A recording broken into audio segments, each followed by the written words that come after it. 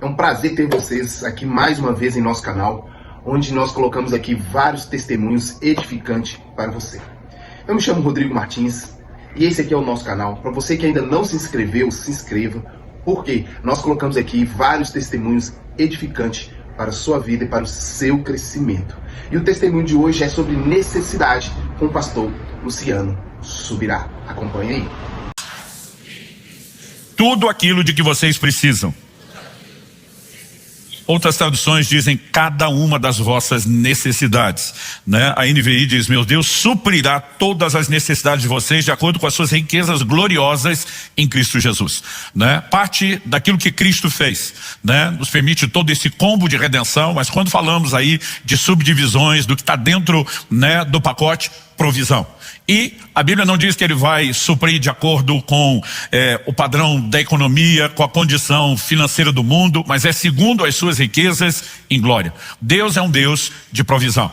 Ele é chamado nas escrituras de Jeová Jireh. Nós temos declarações recorrentes nas escrituras que apontam nessa direção. Uma delas, Salmo 23, o Senhor é o meu pastor, nada me faltará. Eu gosto da declaração, né, do Salmo 34, os leõezinhos sofrem, passam necessidade, mas aos filhos dos homens, né, bem nenhum lhes faltará. E nós temos uma série de declarações sobre provisão, né, sobre necessidades sendo supridas. E esse texto, para mim, é o mais direto, objetivo, categórico. Deus há de suprir em Cristo Jesus cada uma das nossas necessidades. No entanto, esse texto, apesar de ser, né, uma declaração que muitos já abraçam e dizem, não, isso é uma promessa, evidentemente sinaliza a vontade, o plano e o propósito de Deus para nós, está em linha com as escrituras. Mas o que eu quero te apresentar hoje, que isso não é aquele tipo de coisa que, ainda que seja a vontade de Deus, que vai acontecer natural e espontaneamente. Eu vejo crentes falando, mas eu não estou com todas as minhas necessidades supridas. Então, vamos pensar a partir de uma lógica. A Bíblia diz que Deus deseja que todos os homens se salvem, cheguem ao pleno conhecimento da verdade. Apesar de ser a vontade dele para cada um, isso não vai acontecer de forma espontânea, automática. Paulo, escrevendo aos Romanos, diz: como crerão naquele de quem não ouviram falar? Como ouvirão se não há, né, quem pregue? Como pregarão se não forem enviados? É uma série de efeitos em cadeia que, para que a pessoa possa crer, ela tem que ouvir. Para escutar, tem que ter gente pregando. Para ter gente pregando, esses, por sua vez, precisam ser enviados. E a pessoa que ouve, ela precisa da devida interação, de arrependimento, de fé. E nós precisamos parar de esperar que Deus faça tudo sozinho, né? De forma automática, espontânea, unilateral. Entender que muitas dessas coisas que Deus sinalizou querer fazer na minha e na sua vida, nós precisamos corresponder. O próprio livro de Hebreus diz, né, que nós temos que nos tornar, Hebreus 6:12, imitadores daqueles que pela fé e perseverança herdam as promessas. As promessas não se herdam, né, simplesmente, Deus falou, vai acontecer só por isso. Há necessidade de uma interação, de um posicionamento de fé. Dito isso, eu quero compartilhar com vocês hoje algo que eu entendi sobre a nossa participação, interação ou cooperação com Deus para que a gente acesse aquilo que Ele está disponibilizando, né?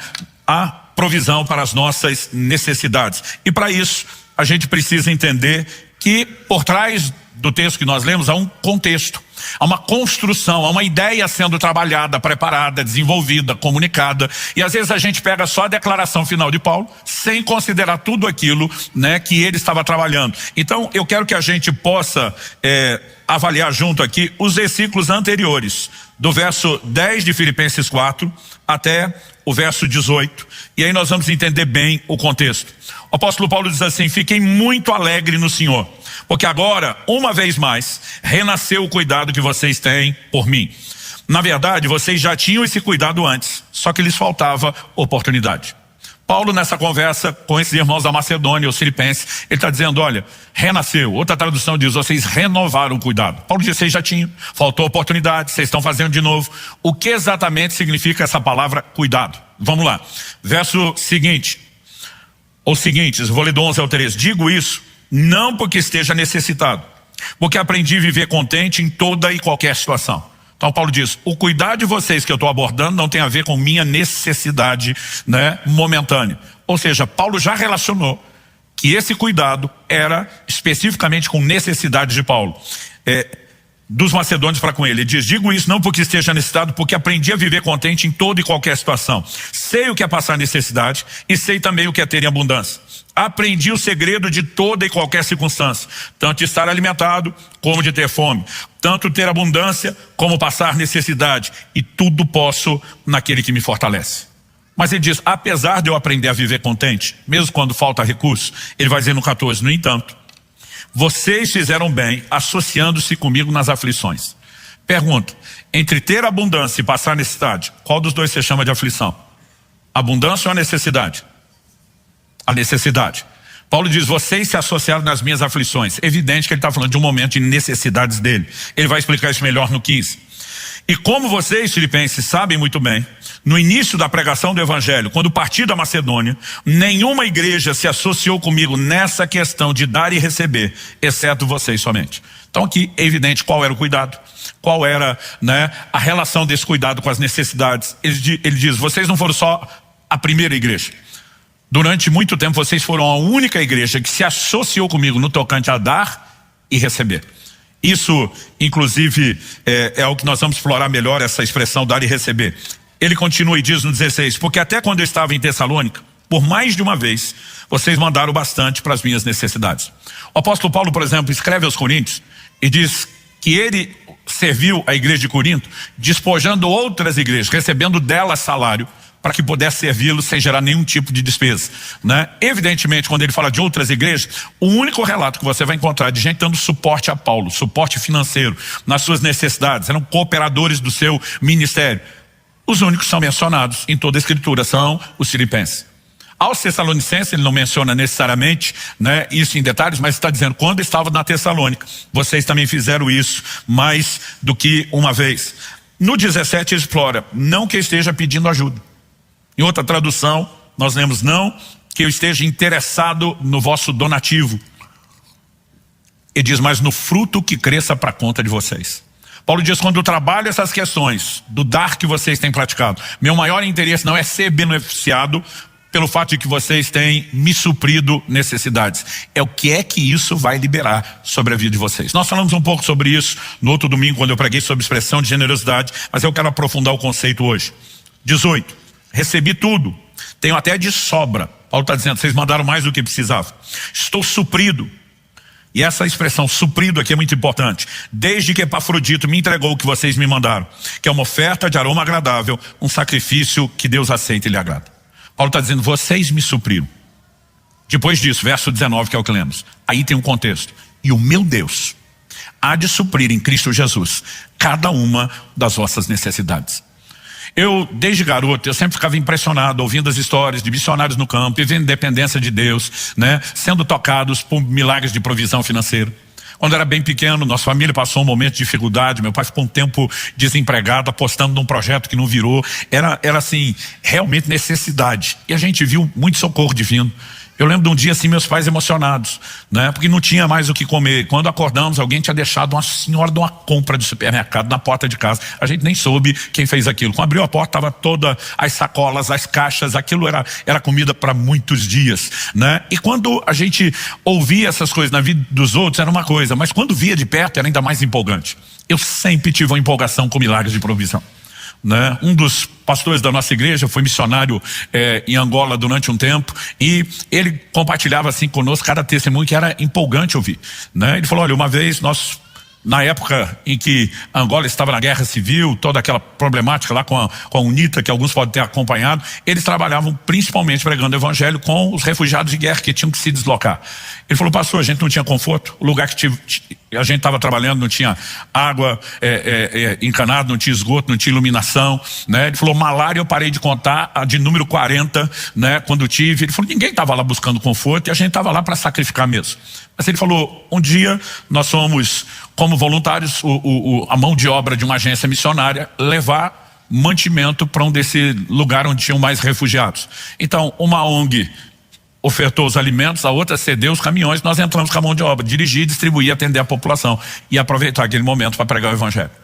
Ele diz, a maioria de todo o alimento que nós trouxemos, ele falou, desapareceu no primeiro dia, né? Ele falou assim, pensa na turma esfomeada, na nuvem de gafanhotos. O que durou na semana que nós estávamos lá foi praticamente a farinha de milho, para fazer o que lá eles chamavam do fubá, né? O nosso fubá, algo parecido. Ele falou, pastor, depois de uma semana só comendo fubá, sem carne, sem molho, sem acompanhamento, o intestino da gente já estava ressecando, estava complicado.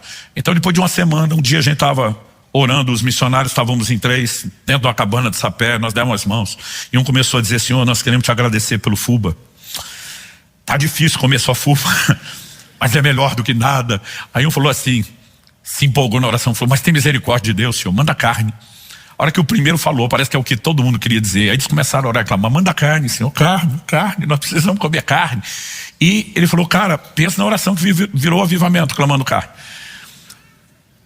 Ele falou: enquanto nós orávamos, aquela cabana era um telhado de sapé, aquilo é tão bem entrelaçado que o pouco de chuva quando cai não passa. Ele falou: não me peça para explicar como, né? Mas desceu do céu, que ele apelidou de uma rola kamikaze. Falou: aqui a gente tem a rolinha lá um pouquinho maior, ele chamava de rola. Ele falou: até hoje não sabe explicar como ela atravessou o telhado de sapé, né?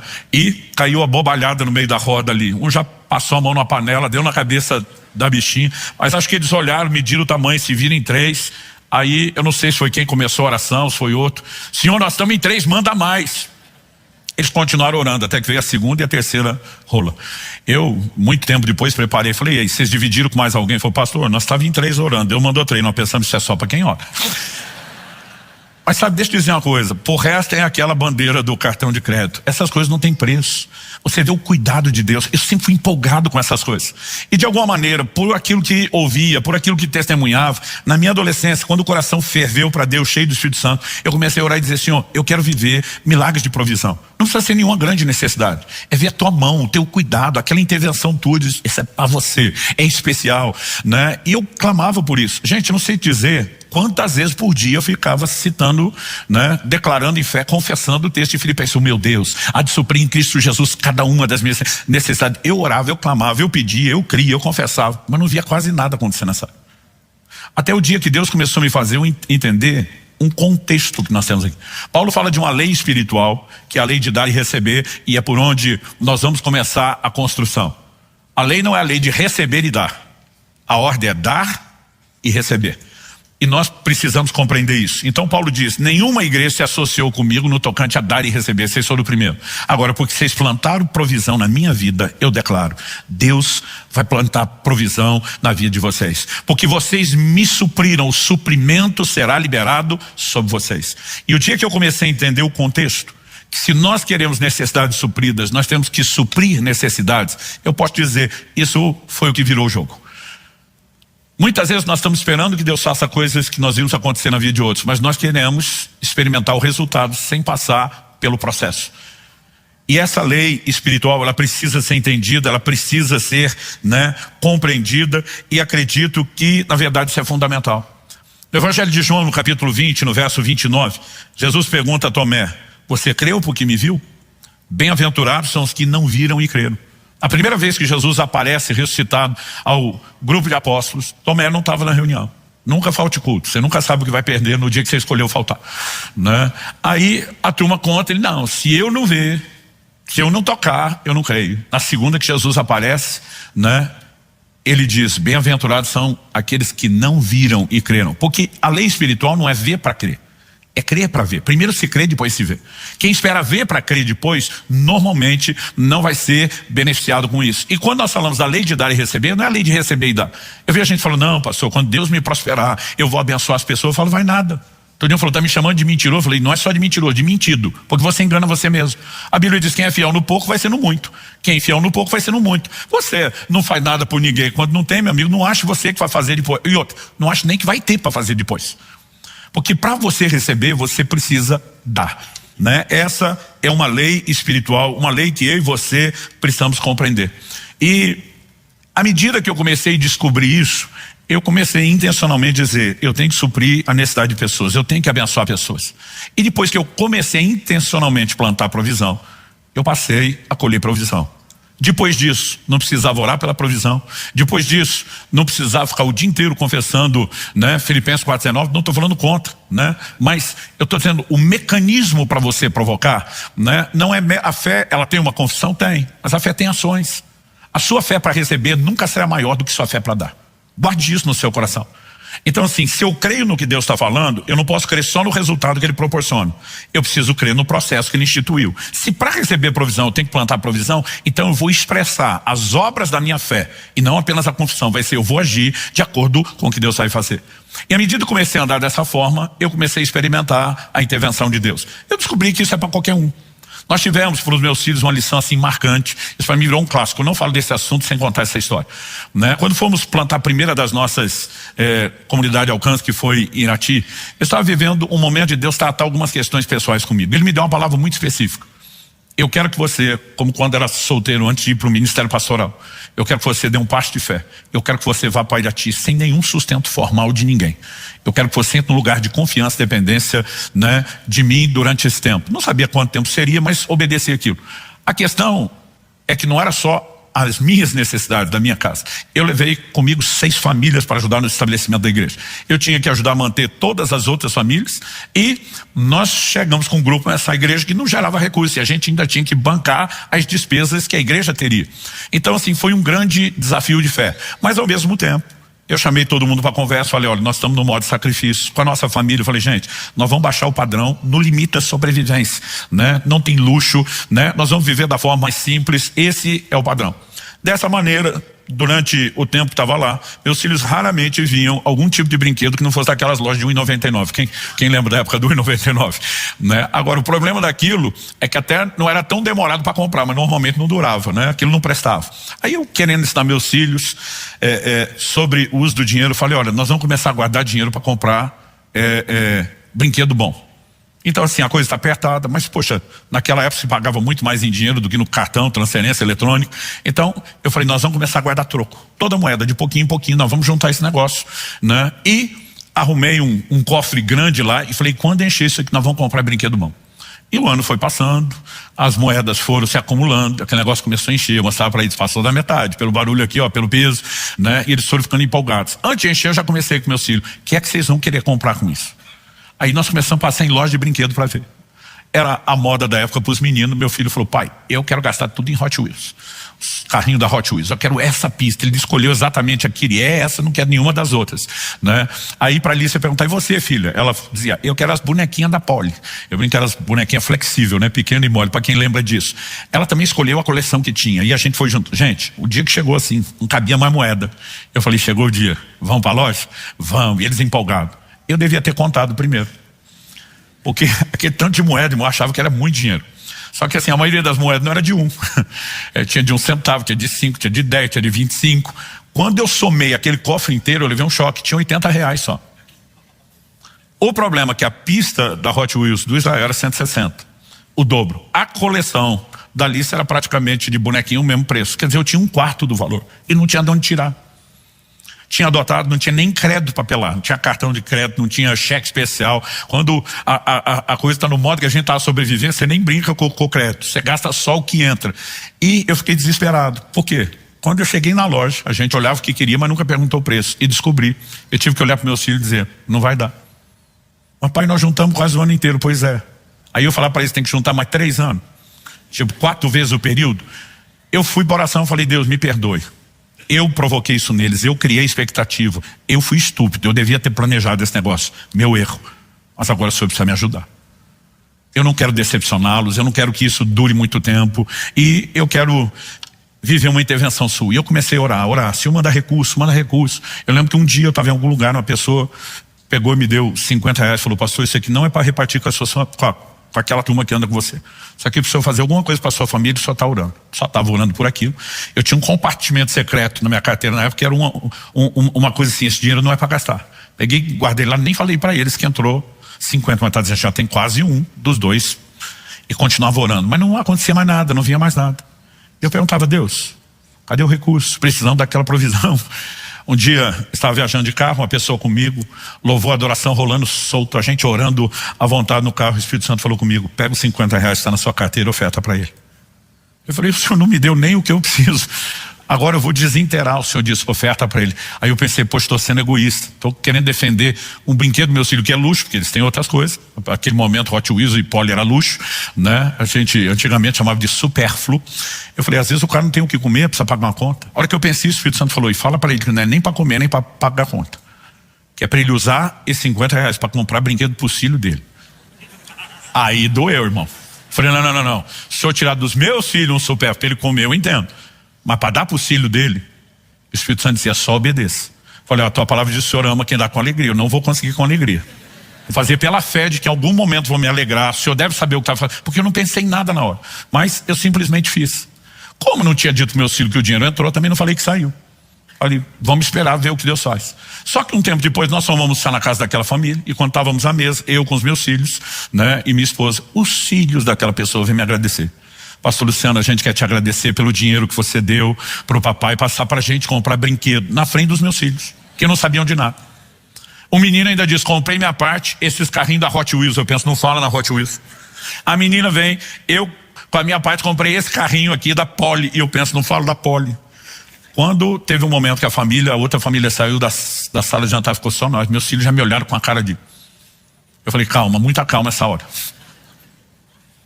O senhor não tem nem... O dinheiro está dando dinheiro para os outros. Eu falei, o dinheiro de vocês está guardado, eu não mexi. Eu ganhei uma outra oferta que eu estava orando para ter mais por vocês. E Deus me mandou ofertar esse dinheiro. Então Deus que tirou do nosso dinheiro. Eu falei, não adianta eu ficar de bom na história e Deus ficar ruim. Na hora, eu comecei no improviso, eu não sabia para onde ir. Eu falei, para, gente, vocês têm que entender que Deus é sabido, Ele não faz nada errado. Ele é muito esperto, Ele faz tudo certo. A hora que eu falei isso, alguma coisa abriu. Mas me foi um claro entendimento na hora do que Deus estava me levando a fazer. Eu falei, Israel, quando você fez aquela experiência da escola e plantou o feijão no algodão, o que nasceu? Vagem? Eu falei, não, filho, aqui dentro da vagem tem feijão. A gente nunca chegou a abrir. Eu falei, quem planta feijão, colhe feijão. Se planta milho, colhe milho. A hora que eu falei isso, o rostinho deles iluminou. Eles já estavam entendendo para onde eu ia. Eu falei, o que eles usaram com o dinheiro que Deus mandou a gente ofertar? O que eles compraram? Os 2 Poli e Hot Wheels. Falei, quem planta Poli e Hot Wheels, colhe o quê? Aí o rosto deles se alegrou. Poli e Hot Wheels. Falei, é isso. Deus viu que a gente não ia chegar sozinho e para a gente ter a nossa necessidade suprida, Ele primeiro mandou suprir. Agora é só esperar a colheita os 2. Glória a Deus. Aí eu falei para Deus, agora te viro. Gente, alguns dias depois eu estava pregando em outra cidade. E tinha levado a família comigo. Durante o sábado nós tínhamos todo um evento com a liderança, então eles ficaram na casa, nós estávamos hospedados, não foram, era bem puxado, cansativo.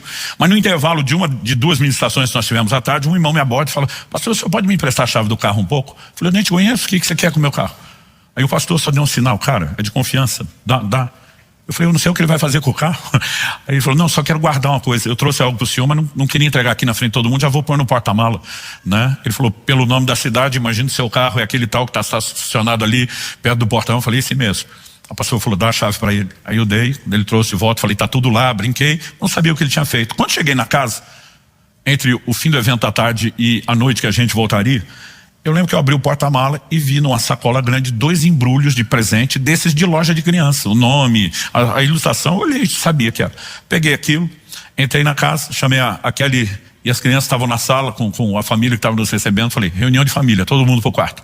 Aí quando eles entraram no quarto, falei, não sei o que é. Já tinha aprendido a lição para não ficar prometendo. Falei, mas me parece ser brinquedo de criança.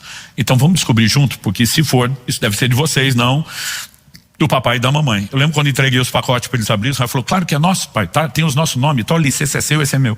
Quando o Israel abriu, era exatamente a pista da Hot Wheels que ele tinha escolhido. Quando a Alissa abriu, era exatamente a coleção da Poli, que não era outra coisa, né? E os 2 fizeram a maior festa. Viu, pai? Do jeito que você falou, plantamos Hot Wheels e Poli, colhemos Hot Wheels e Poli. Gente, eles nunca mais esqueceriam algo como esse.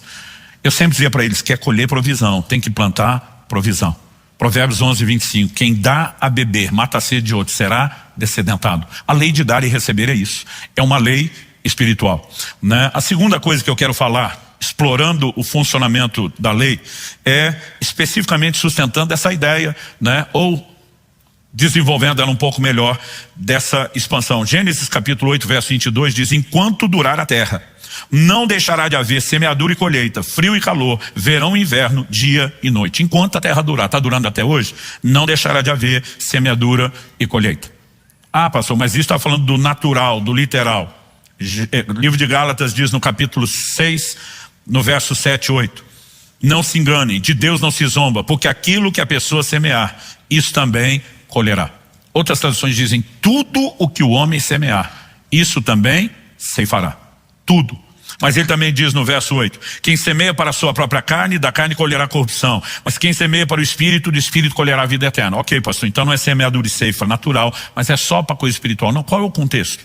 Eu li o verso 7 e 8. No 6, o apóstolo Paulo tinha acabado de escrever o seguinte, aquele que está sendo instruído na palavra, compartilhe todas as coisas boas com aquele que o instrui. Você está sendo abençoado espiritualmente? Compartilhe do que você tem materialmente. Paulo tinha acabado de falar de oferta. Aliás, todas as vezes que Paulo fala de semeadura e ceifa nas suas epístolas, o contexto é oferta ou é doação.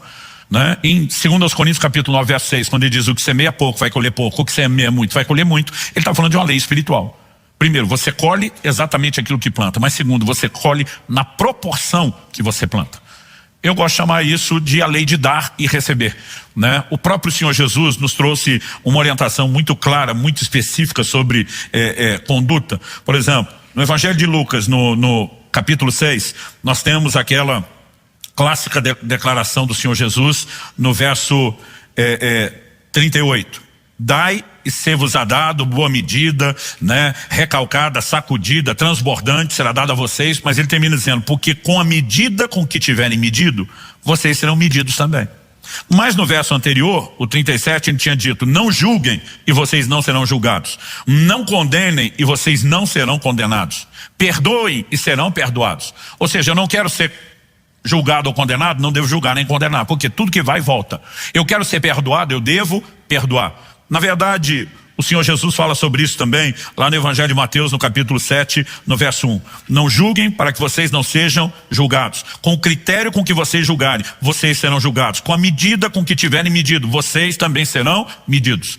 Aqui ele está dizendo, não faça aquilo de ruim que você não quer que volte. Mas quando chega o verso 12, Jesus não fala apenas de você evitar fazer algo negativo para não colher o que é negativo. No 12 ele fala do positivo, Mateus 7,12. Portanto, tudo que vocês querem que os outros façam a vocês, façam também vocês a eles, porque essa é a lei e os profetas. Outro dia uma pessoa reclamou comigo, falou, cara, o que me dói assim, eu fico olhando para trás nos últimos anos, eu nunca ganhei um presente de ninguém. Olhei para ele e falei, com certeza não dá presente. Ele que tem a ver uma coisa com a outra. Eu falei, é impossível você plantar e não colher. Seja no plano espiritual ou mesmo na reação das pessoas. Qual foi o último? Ninguém me dá, também não dou. Eu falei, eu te diria o contrário, você não dá. Por isso ninguém te dá. Não tem como você fazer nenhuma coisa, gente. Eu chamo isso de efeito bumerangue, tudo que vai e volta. E eu tomei uma decisão. Eu preciso suprir necessidade, eu preciso fazer para os outros aquilo que eu espero que façam por mim. Porque se tudo que vai e volta, eu não quero que volte coisa ruim.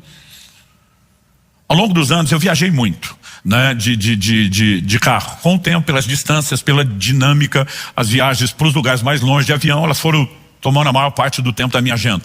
Mas eu parei de contar a quilometragem dos primeiros anos de viagem, né, do Ministério dos Carros que eu tinha na estrada, quando passou de 1 milhão de quilômetros, pra você ter ideia. Né? Então assim, eu rodei muito. Sempre que eu via algum carro parado precisando de ajuda, eu parava. As pessoas diziam, cuidado. Muitas vezes é a maneira que eles usam para roubar os outros. Então, eu lembro de um momento, por exemplo, à noite, eu estava com a Kelly e as crianças no carro. Eu passava alguém precisando de ajuda, ia à frente num posto, deixá-los lá num lugar seguro, voltar sozinho para oferecer ajuda. Mas eu dizia, gente, ao mesmo tempo que pode ser algo perigoso, pode ser uma família que não tem ninguém para socorrer, para atender. E se sou eu que paro, eu não quero ficar sem ajuda. A vida inteira eu fiz isso. Deixa eu dizer, nunca ouvi uma vez que o meu carro parasse na estrada. E pensa nos carros que já pararam. Né? Mesmo de ministério, você vai com aqueles carros que é só a ida sem a garantia da volta. Né? Então isso me acontecia muito, mas eu nunca fiquei sem socorro. Lembro de uma ocasião, eu já morava aqui em Curitiba, fui pregar no Mato Grosso do Sul, eu estava atravessando o norte do Paraná, deu uma pane elétrica no carro. O carro encostou. O lugar que nós encostamos não tinha sinal de celular. Tinha um rapaz comigo, eu tinha pregado isso no domingo, ele olhou para mim e falou, agora quero ver. Porque eu tinha dito exatamente isso, não tem uma vez que eu fico parado. Eu falei, eu não peço ajuda, a ajuda se joga para cima de mim. Ele olhou para mim e falou, agora eu quero ver. Eu falei, pois vai ver, Tomé, não pela sua fé, pela minha. Ele falou, pastor, não dá área no celular. Eu falei, nem no meu. Ele falou, a gente podia descer. Eu falei, você não vai usar o celular, nós não vamos pedir ajuda. Ele falou, pastor, se o senhor falou um negócio domingo da empolgação, nós não precisamos pagar a conta agora do seu orgulho. Eu falei, não, você vai assistir isso. Daqui a pouco ele falou para mim, tô vendo pelo retrovisor, a gente estava no meio de uma subida, que uma caminhonete parou lá embaixo, na baixada, encostou. Provavelmente esse cara parou para falar no celular, porque ele está na região e sabe que a hora que subir aqui, perde o sinal. A gente podia tentar lá. Eu falei, eu tô falando sério, nós não vamos pedir ajuda. Eu estava falando isso, aquela mesma caminhonete foi saindo, só que em vez de sair do acostamento e voltar, ela foi subindo no acostamento e parou atrás da gente. A hora que o cara parou e desceu, eu desci também. Ele: algum problema no carro? Eu falei: sim. Esse cara me olhou e falou: pane elétrica. Viu que não tinha nem sinalização do pisca-alerta? Eu falei: foi. Ele falou: se você quiser, eu posso te ajudar, porque você está perto da cidade tal aqui. Eu falei: se você der uma carona seria ótimo. Ele falou: posso fazer melhor, posso rebocar o seu carro, porque eu tenho tudo que eu preciso aqui na caminhonete. Eu falei: melhor ainda do que deixar o carro para trás. Quando nós estávamos entrando na cidade, ele falou: eu vou passar pela concessionária da marca do seu carro, vou passar na frente de uma autoelétrica grande, não vou parar nenhuma das luzes, vou te avisar antes para você não ficar preocupado. Eu vou para uma oficina um pouquinho mais para dentro, menor. Mas é um cara que, além de um trabalho muito bom, é um crente, ele é honesto, ele não cobra mais do que precisa. O senhor que está de passagem é algo que vai ficar tranquilo. Fiquei feliz até com a notícia, num crente com esse bom testemunho, né? E não existe uma vez que eu tenha precisado pedir ajuda. E ela sempre chega depressa. Tudo o que vai, volta. Eu não estou falando só de algo que você faz financeiramente pelas pessoas, é uma lei. Mas se eu e você queremos colher provisão, nós precisamos aprender a plantar provisão. Quem está entendendo, diga amém. Então, dito isso, eu quero só compartilhar um outro texto com você. Ou não, pelo menos dois. Provérbios 11, 24, 25, eu mencionei isso quando falei de generosidade, diz: uns dão com generosidade e tem cada vez mais. Outros retêm mais do que é justo e acabam na pobreza. Tem gente sem necessidade suprida, porque pobreza é isso. Porque não estão usando a lei de dar. Elas não vão acionar a lei de receber. O que está sendo generoso vai ter mais, porque multiplica, dá e ser-vos-á dado. Mas a Bíblia diz: quem retém mais do que é justo vai acabar sem ter provisão. Por quê? Ele não planta provisão. E o verso 25 claramente sustenta a lei da semeadura e ceifa. A pessoa generosa prosperará, quem dá a beber, quem mata a sede de outros, terá sua sede saciada. Traduzindo, tudo que vai, volta. O Senhor Jesus faz uma declaração no Evangelho de Lucas, no capítulo 4, versos 25 e 26, que é uma interpretação de algo que está registrado lá no Antigo Testamento. Jesus diz assim, Lucas 4, 25 e 26. Na verdade lhes digo que havia muitas viúvas em Israel no tempo de Elias, quando o céu se fechou por 3 anos e 6 meses, reinando grande fome em toda a terra. E Elias não foi enviado a nenhuma delas, a não ser a uma viúva de Sarepta de Sidom. Qual o contexto? Jesus vai pregar na sua sinagoga, ele afirma que o profeta não tem honra na pátria, que não o estão reconhecendo, e ele começa a dar base bíblica para isso. Tinham muitos leprosos dos dias de Eliseu, mas ele não foi enviado a nenhum deles, né, a não ser a Naamã, o sírio. Tecnicamente, Elias não foi enviado no sentido de se deslocar, mas de ser usado por Deus para que o outro recebesse cura. E Jesus fala, tinham muitas viúvas em Israel nos dias de Elias, mas a única que Deus decidiu operar um milagre não era de Israel, era de fora, porque ele está falando de uma credibilidade para com o profeta que os de Israel não teriam. Mas embora Jesus esteja falando sobre o profeta ter honra na pátria, na conversa ele deixa algo claro: Elias foi enviado à mulher para ajudá-la. Quando você lê 1 Reis 17, parece o contrário. Elias está sendo sobrenaturalmente suprido por Deus. Os corvos trazem alimento de manhã, né, e de tarde, tanto carboidrato como proteína, pão e carne, a Bíblia diz. Está bebendo da água do rio, mas à medida que não vem chuva, o ribeiro de Querite está secando. Quando o ribeiro de Querite seca, o Senhor dá uma palavra para Elias, está lá em 1 Reis 17, levanta-te, vai a Sarepta de Sidom, porque eu já ordenei a uma mulher viúva que te sustente. Elias está precisando de suprimento. O Senhor diz, já cuidei disso, quem vai te suprir é uma viúva. Isso já poderia soar um paradoxo, porque normalmente a viúva sem, né, a força de trabalho do homem, mesmo os homens geravam uma quantidade enorme de filhos para ajudar a produzir sustento. Elas não tinham como cuidar dos filhos, não existia creche para deixar as crianças, eu vou trabalhar, né, e conseguir produzir sustento. Quase sempre, salvo raríssimas exceções, falou de viúva, está falando de alguém com necessidades. Mas eu fico me colocando no lugar de Elias, penso, talvez essa seja uma viúva rica, herdou uma fortuna milionária, vai cuidar de mim. Quando ele chegar lá e encontra a viúva não está sabendo de nada do que Deus falou. Não só não está sabendo, como ela não tem recurso.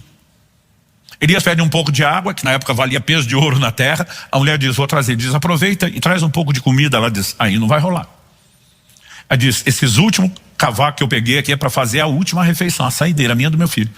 É a última coisa, nós vamos comer isso aqui, depois nós vamos morrer, não tem nada. Elias olha para ela e diz, vai e faz o que você falou, a refeição, o rango, mas traz primeiro para mim, depois você faz para você e para seu filho. Ele não falou, nem vamos dividir. Gente, você consegue imaginar essa situação sendo observada e noticiada friamente como seria nos dias de hoje? Explorador de viúvas. Golpista rouba a última refeição de uma mulher e de uma criança. Mesmo quem fosse crente tentasse defender, ia pensar, pô, no mínimo mulheres e crianças primeiro, faz primeiro para mim, depois para você. A reação da mulher poderia ser, depois eu faço para mim o quê? Ou com o quê? Se você vai comer tudo que tem. Mas o Elias não fala só para ela trazer. Ao mesmo tempo que ele fala isso, ele libera uma palavra. E agora, eu quero não só mencionar, eu quero ler esse texto para vocês de 1 Reis 17. Ele diz no verso 13, Elias disse a ela, não tenha medo. Vai e faça o que você disse, mas primeiro um pãozinho com o que você tem, traga para mim. Depois prepare o resto para você e para o seu filho. Mas ele não parou aí, ele diz assim, por quê? Assim diz o Senhor, o Deus de Israel, a farinha da panela não acabará, e o azeite do jarro não faltará, até o dia em que o Senhor fizer chover sobre a terra. O texto diz, a viúva foi, fez segundo a palavra de Elias, e assim comeram ele, ela e a sua casa durante muitos dias. A farinha da panela não acabou, o azeite do jarro não faltou, segundo a palavra do Senhor anunciada por meio de Elias. Gente, isso aqui é um baita do milagre. Hoje em dia a gente pagou uma conta, glória a Deus, provisão. E não estou dizendo que não deva ser grato, nem que não é. Mas, gente, foram 3 anos e meio sem chuva, portanto de fome seca. Os estudiosos calculam, pela vazão que o Ribeiro de Querite, né, costumava ter por todo o desenho que é formado ao longo dos anos, de que levaria mais ou menos em torno de 6 meses sem chuva para ele secar. Ele ainda duraria, mas 6 meses é o máximo. Então vamos supor que 6 meses se passaram, ainda tinha 3 anos de fome. Se essa conta estiver certa, a multiplicação durou de modo contínuo durante 3 anos. Vamos exagerar e falar o impossível aqui, foi só 2. Porque Elias vai ficar lá até o fim. Você consegue imaginar durante 2 a 3 anos na sua casa? Você vive do que tem na despensa, nunca faz compra e nada que está ali acaba. Você mete a caneca na lata que tem lá o arroz todo dia para cozinhar e o arroz está da mesma altura, nunca chega no fundo da lata. Todo dia a mesma coisa com o feijão, com o azeite na hora de cozinhar. Eu lembro que um dia eu fiquei pensando nisso, falei, Deus, por que esse tipo de coisa não está acontecendo hoje? A gente já viu o Senhor multiplicar refeições uma vez para uma refeição, né? O Senhor fez isso 2 vezes, mas uma multiplicação que durasse uma refeição. Mas alguém viver 2, 3 anos de provisão contínua. Aí eu comecei, por que isso não está acontecendo hoje? Me julguei, naquele momento, entrar no lugar do representante do sindicato dos clientes frustrados com falta de milagre maior. Eu comecei a dizer, porque o Senhor é o mesmo, o Senhor não mudou, por que nós não estamos vivendo isso? Nós temos que entrar nesse lugar, nós temos que experimentar essas coisas. Eu estava naquela indignação, naquele clamor a Deus. O Espírito Santo falou comigo, se põe no lugar da viúva. Um estranho bateu a porta, que é a última refeição, não apenas sua, enquanto mulher viúva sem recurso, mas de uma criança, a sua criança. Você entregaria? Eu falei, de jeito nenhum. Ele falou, é por isso que vocês não vêm. Vocês querem ter os resultados que gente como ela teve, sem passar pelo processo ao qual ela submeteu. Quando Deus manda Elias, Deus diz, eu vou te sustentar. Mas isso era a consequência do milagre. O propósito de Deus era não deixar aquela mulher comer sua última semente. Se ela comesse a última refeição, ela não teria nada para plantar. E o Senhor diz, vou fazê-la plantar, para que eu libere o resultado. Se ela plantar provisão, ela tem direito de colher provisão. Quem está entendendo? E um milagre acontece. Eu vivi uma versão bem menor do que isso, que já me gerou um constrangimento enorme. Há pelo menos uns 20 anos atrás, eu estava fazendo um evento em Porto Seguro, no sul da Bahia. Várias igrejas tinham se unido para a gente fazer aquela conferência de ensino junto. E numa conversa com os pastores pela manhã, ministrando eles me fazendo perguntas do ministério, eu não sei como veio à tona o assunto, de que na época a gente já estava investindo em traduções dos nossos materiais, né, para a gente poder distribuir essa literatura fora. Né? Até hoje a gente tem feito isso. Nos últimos 2 anos, eu não sei de cabeça te dizer quantos milhares de livros nós estamos distribuindo na América Latina, né? E a gente tem feito isso. Os pastores me perguntaram, você ficaria constrangido se a gente levantar uma oferta para esse projeto? Eu falei, de jeito nenhum, ficaria constrangido se eles quisessem levantar um pessoal, né? Mas para o projeto. Então, numa das primeiras noites da conferência, eles fizeram a oferta. E eu fiquei muito grato a Deus e a eles, porque nós bancamos uma tradução inteira dessas. Mas no dia seguinte, quando cheguei na igreja, uma senhora bem simples me aborda. E eu sempre digo, às vezes eu uso simples só para evitar a palavra pobre, mas era pobre de marré. Daqueles assim que o chinelo todo remendado com arame, quando você vê que está difícil trocar o chinelinho de dedo, a coisa está difícil, né? A forma como vestia, eu percebi que a mulher estava num momento de dificuldade. E ela falou, pastor, fiquei tão triste ontem. Falei, por quê? Ela falou, por causa da oferta. Falei, se você só deu algo que arrependeu, a gente devolve. Ela falou, não, eu fiquei triste porque eu não tinha nada para dar. E eu queria muito ajudar o seu trabalho. Falei, irmã, Paulo diz aos Coríntios que a oferta é aceitável segundo o que alguém tem, não segundo o que não tem. Ela falou, pastor, posso falar? Falei, pode. Ela falou, eu fiquei triste porque eu queria ajudar, mesmo não podendo. Eu sabia que Deus não estaria contra mim por eu não poder. Mas eu comecei a desabafar, Deus, eu queria tanto ajudar, mas não tem dinheiro. Foi enquanto eu orava, foi a primeira vez. A gente estava falando sobre a liderança do Espírito Santo, né? Naqueles dias, ela falou, foi a primeira vez que eu ouvi Deus falar comigo, simples do jeito que o senhor está ensinando. Algo dentro de mim diz, não tenha dinheiro, não diga que você não tem dinheiro.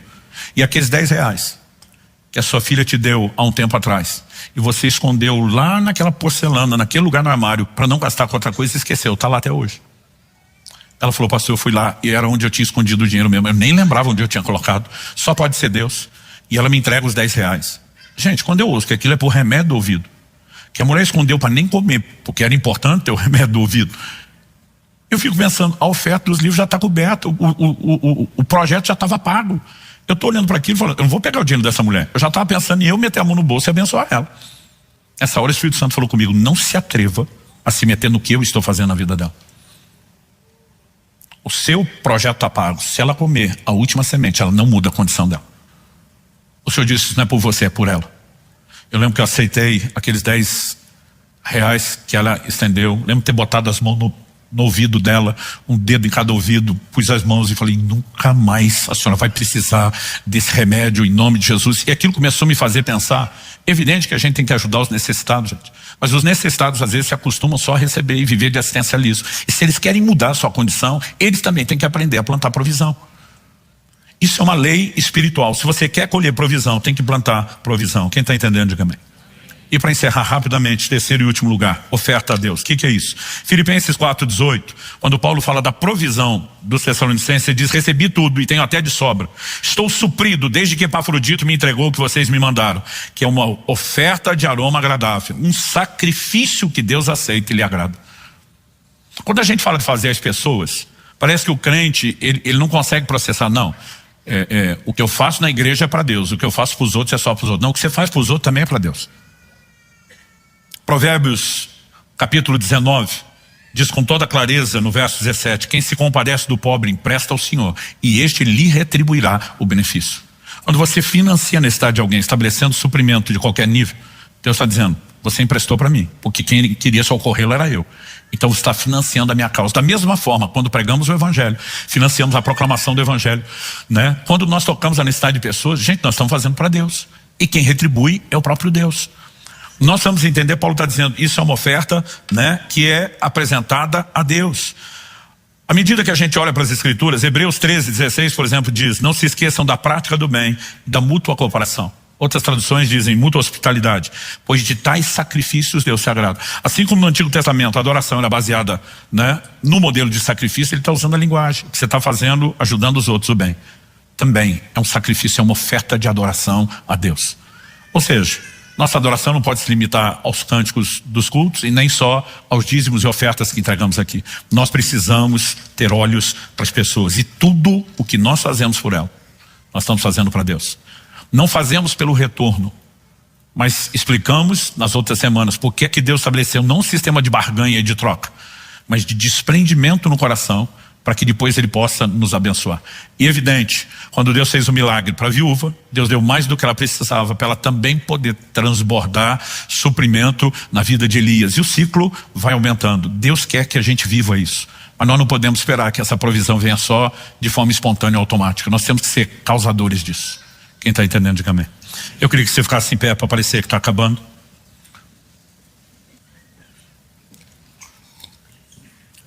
Eu falei que quem tem, às vezes, escassez de recursos, fica dizendo, quando eu tiver eu faço.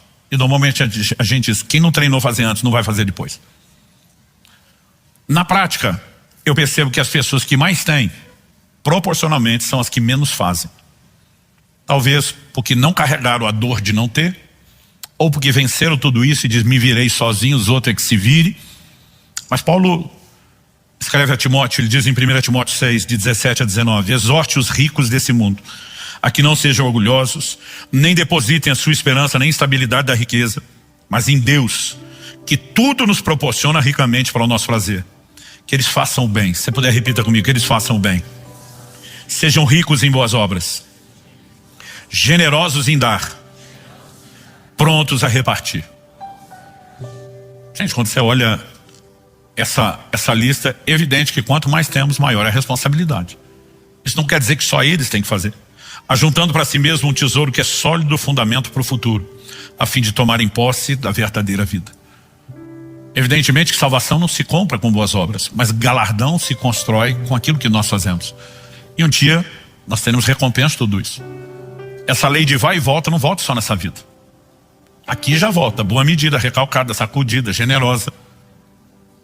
Mas nós estamos construindo para a eternidade, não há investimento melhor do que isso. O que eu estou falando para você hoje tem laboratório. Eu comecei a fazer quando solteiro, já estou casado há 30 anos. Ninguém vai conversar, minha mulher, meus filhos, que essas coisas não funcionam. Quando Israel tinha 7 anos de idade, lista 4, eu comecei a fazer uma previdência de R$80 por mês. Porque eu tinha no meu coração uma direção de Deus.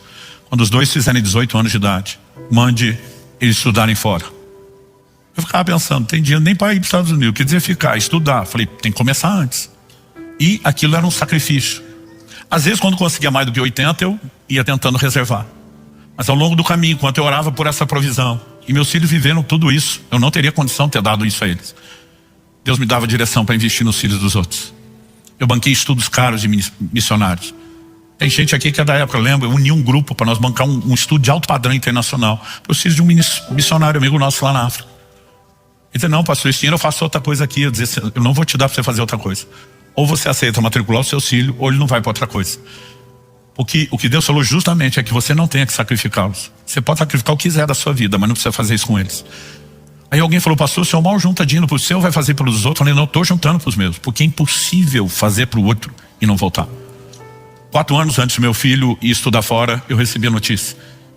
Ele tinha ganhado uma bolsa de estudo integral no lugar que ele ia estudar. 4 anos antes. A pessoa falou assim, se realmente vier, tá ofertado, se quiser, nós já deixamos isso documentado. Tudo o que a gente faz volta. E nós precisamos ser um povo atento. Na última vez que eu preguei aqui sobre generosidade, eu falei, olha, tome a decisão de fazer alguma coisa por alguém. Hoje eu vou te pedir, seja hoje, seja essa semana, fique atento de pessoas que possam aparecer no seu radar com necessidades. Eu estou falando principalmente de gente próxima. Porque mesmo quando a gente não pode fazer tudo, às vezes pelo menos nós podemos mandar uma mensagem de que essa pessoa não está sozinha, de que Deus está ouvindo, né? Nós precisamos ser intencionais. Eu creio que Deus quer nos levar a um ciclo de provisão sobrenatural.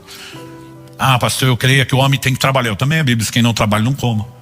Mas ao mesmo tempo a Bíblia diz, inútil você será levantar cedo, repousar à tarde, comer o pão de dores, porque aos seus amados Deus dá enquanto dorme. Deus está dizendo, você tem que gerar o seu pão. Mas Ele está dizendo, se você fizer do meu jeito, não vai ser só o seu esforço, eu posso te dar algo mais. Eu posso te levar a um lugar onde você não entraria. Porque à medida que acionamos esse outro nível e prosperando, nós vamos poder fazer ainda muito mais pelo reino de Deus, pela propagação do Evangelho, mas também pelas pessoas à nossa volta. Eu não me canso de falar dessas coisas. E a minha oração é que Deus nos guie a um novo tipo de conduta. Pai, eu oro com cada um dos meus irmãos e irmãs nesse lugar, com aqueles que nos acompanham pela internet, seja a transmissão ao vivo ou posteriormente essa palavra gravada. Nós oramos que cada um consiga não apenas entender a Tua palavra, pela ação do Teu Espírito que prática que só o Senhor pode. Nós oramos, ó Deus, que de fato a Tua palavra